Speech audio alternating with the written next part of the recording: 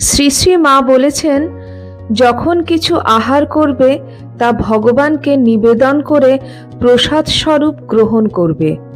প্রসাদে ও হরিতে কোনো প্রভেদ নেই, মনে এটি স্থির বিশ্বাস রেখো। নমস্কার, live stories with Soma YouTube চ্যানেলের সকল দর্শক শ্রোতা বন্ধুকে স্বাগত জানাই আরেকটি নতুন ভিডিওতে। আজকে আমরা শুনব শ্রী শ্রী মায়ের জীবনে ঘটে যাওয়া নানান অলৌকিক ঘটনার কথা। মায়ের মন্ত্রশিষ্য শীষচন্দ্র শ্রী শ্রী মায়ের সম্বন্ধে 3টি অলৌকিক ঘটনার কথা জানিয়েছিলেন। 1317 সালের জ্যৈষ্ঠ মাসে শ্রী রমণীমোহন ভট্টাচার্য মানে স্বামী জগদানন্দ, শ্রীশচন্দ্র ঘটক, প্রফুল্ল বন্দ্যোপাধ্যায় এবং সুরেন্দ্রনাথ চক্রবর্তী জয়রামবাটি যান শ্রী শ্রী মাকে দর্শন করার জন্য। তাদের একজনের দীক্ষা আগেই হয়েছিল, বাকি 3 জনের মনে শ্রী শ্রী মায়ের কাছে দীক্ষা নেওয়ার বাসনা ছিল। তাদের মধ্যে 2 জন মনে মনে খুব চাইছিলেন দীক্ষার পূর্বে শ্রী শ্রী মায়ের কিছু অলৌকিক শক্তির প্রকাশ দেখতে। শ্রী শ্রী মায়ের চরণ যুগল পুজো করার বাসনায় একদিন 2 জন গ্রামের পথে বেরিয়ে পড়লেন পদ্মফুল সংগ্রহ করতে। কিন্তু তারা গ্রামে কোথাও পদ্মফুল পেলেন না। খুঁজতে খুঁজতে উপস্থিত হলেন পাশের গ্রামে।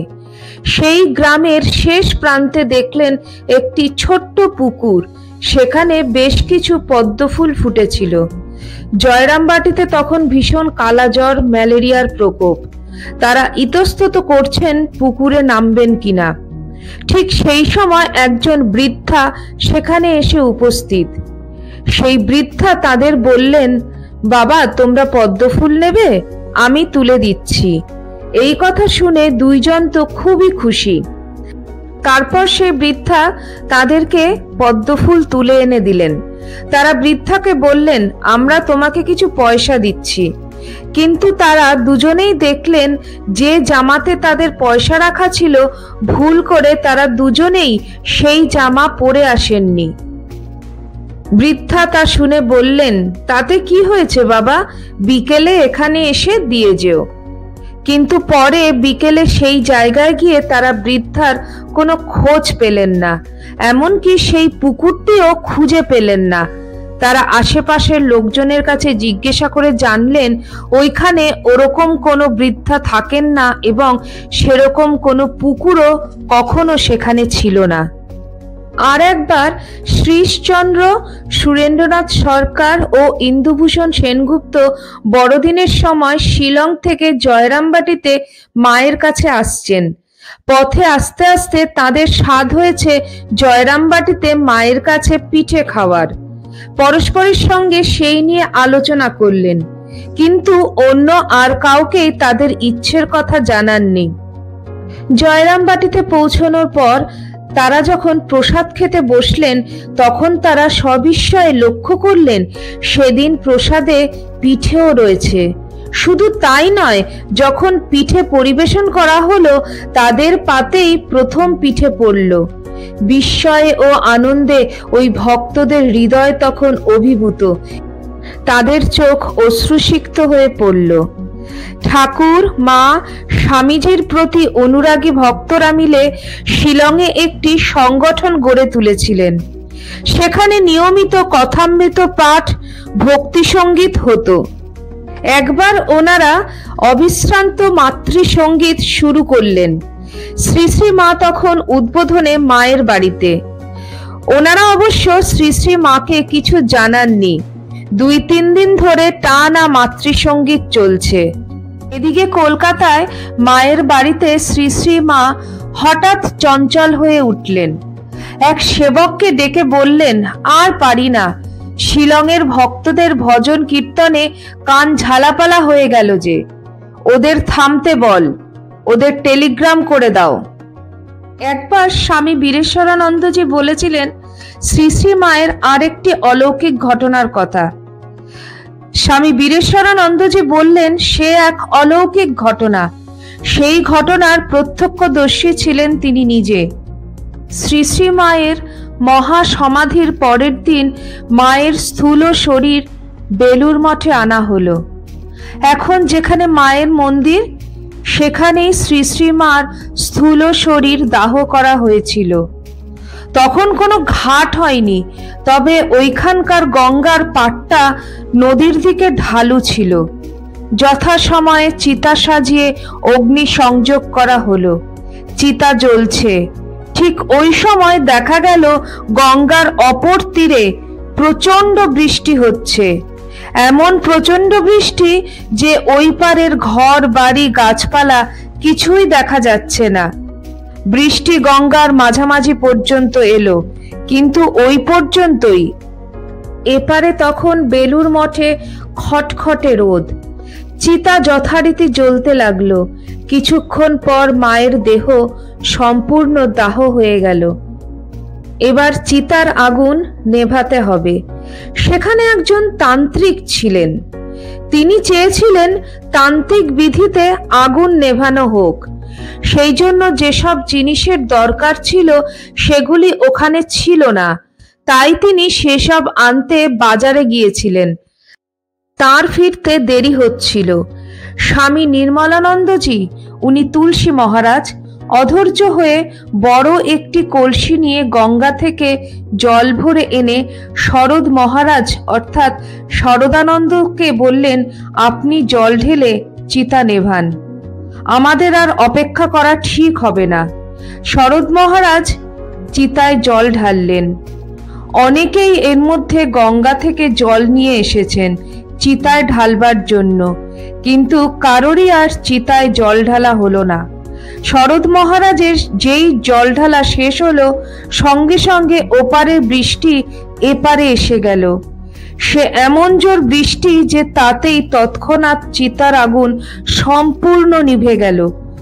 ফলে শরদ মহারাজের পরে আর কারোরই জল ঢালা হলো না।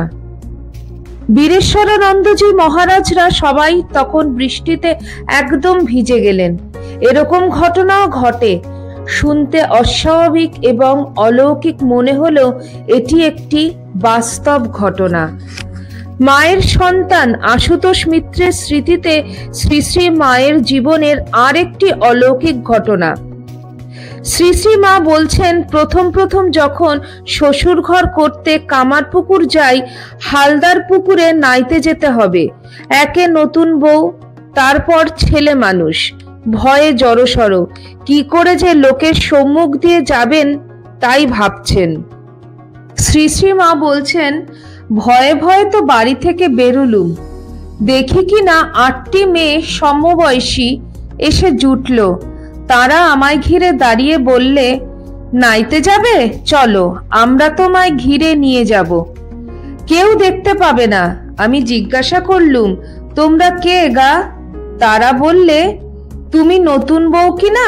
আমরা তোমার বন্ধু, তোমার এই কাছেই থাকি। আমি ভাবলুম পাড়ার মেয়েরা হবে। তারা আমায় নিয়ে চলল। 4টি মেয়ে আমার আগে, 4টি মেয়ে পেছনে। নাওয়া হয়ে গেলে আবার বাড়ি পর্যন্ত পৌঁছে দিয়ে গেল। যাওয়ার সময় বলে গেল, আমরা রোজ তোমায় সঙ্গে করে নিয়ে যাব, আবার রেখেও যাব, তুমি বন্ধু কিনা সেই জন্য। সেই থেকে রোজ আমায় নিয়ে যেত, আবার রেখে যেত। আশুতোষ মিত্র বললেন, শ্রী শ্রী মাকে জিজ্ঞাসা করেছিলাম আমি, ওরা কি মহামায়ারূপী আপনার অষ্টসখী? শ্রী শ্রী মা বললেন, কে জানে বাপু, তোমার খালি ওইসব কথা। আশুতোষ মিত্র বললেন, আপনি ভাঙছেন না, ছাই চাপা বেড়াল কিনা? শ্রী শ্রী মা মৃদু হাসলেন। একবার শ্রী শ্রী ঠাকুরের পূজার শেষে শ্রী শ্রী মা নিজ মনে অল্পক্ষণ বসে থেকে পার্শ্বস্থিত নবীন ব্রহ্মচারীকে জিজ্ঞাসা করলেন, তুমি ঠাকুরকে দেখেছো শ্যামপুকুরে? ব্রহ্মচারী বললেন, তখন আমার 5 বছর বয়স। পাড়ার মেয়েরা সব ঠাকুরকে দেখতে গিয়েছিল, সেই সঙ্গে আমায় জননী কোলে করে নিয়ে গিয়েছিলেন। আপনি কি করে জানলেন? শ্রী শ্রী মা বললেন, তোমায় নাড়ু দিতে ঠাকুর শিকের দিকে ইশারা করেছিলেন। কে দিল মনে পড়ে কি? ব্রহ্মচারী বললেন, হ্যাঁ, একজন স্ত্রী লোক এনে দিয়েছিলেন। শ্রী শ্রী মা বললেন, সে আমি।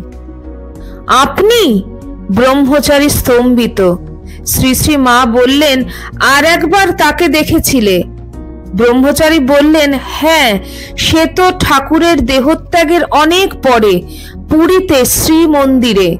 শ্রী শ্রী মা বললেন, আর তুমি হাতছানি দিয়ে তাকে ডেকেছিলে?